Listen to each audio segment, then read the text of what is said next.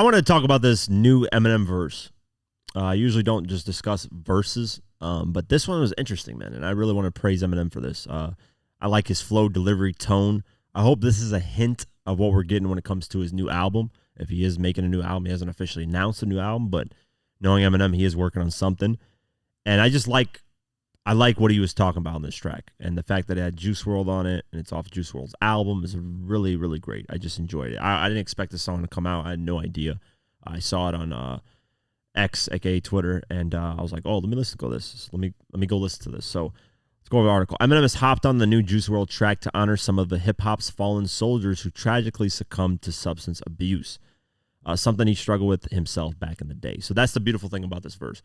He mentions a lot of artists that dealt with drug addiction and just substance abuse problems. And because Eminem has been through that and nearly died from that, it was really, really, really interesting to hear him speak on it, on a verse, like in the way he did.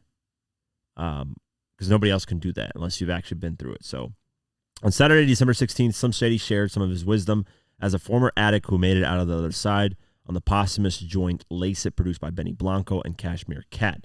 It features a bittersweet verse and hook from the late Chicago rapper, followed by M offering younger artists a word of caution about getting carried away. This is the verse.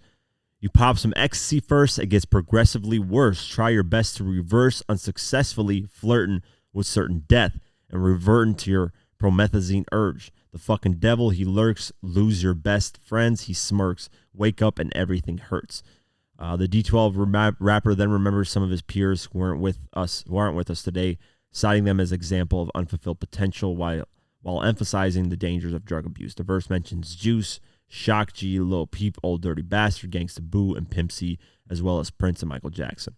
Fentanyl, Oxy, Demerol, them are all what possibly got Shock G. Roxycodone and lean is probably what got Lil Peep and ODB.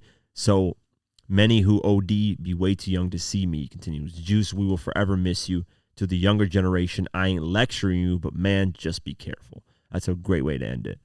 Because you don't want to sound like too preachy, especially when you're a lot older of an artist. But yeah, Eminem nearly died in 2007. After Proof died, that kind of spiraled him into more depression. And yeah, he would have died basically in 2000. It was very close. Like, had Eminem passed away in 2007, I think, I don't know, it'd be interesting to see how people would have reacted, yeah. I'm glad he didn't, obviously. I think a lot of his music post the drug problems are actually really good. I think a lot of people give him shit once he got sober, like, oh, he isn't what Eminem used to be. And I sometimes give him that, but I think he's delivered. Like, Relapse to me is one of my favorite albums. Recovery is great. Kamikaze is great. Like, those three albums he's delivered are really good. The rest are like so-so here and there. But regardless, very, very dope verse. If you haven't heard it, check out Juice WRLD, Eminem, Lace It. Very, very cool verse, man. I love Eminem's tone. It wasn't too aggressive, yelly. It was like a good balance, matched the beat well. And yeah, it's nice to see Juice WRLD, nice to hear Juice WRLD again, man. I miss his music. Great, talented artist. And he had so many records recorded. So his mom did confirm that they're looking to potentially release a new album from him in 2024. So if you're a Juice WRLD fan like me, be on the lookout for that, man. He's a great artist.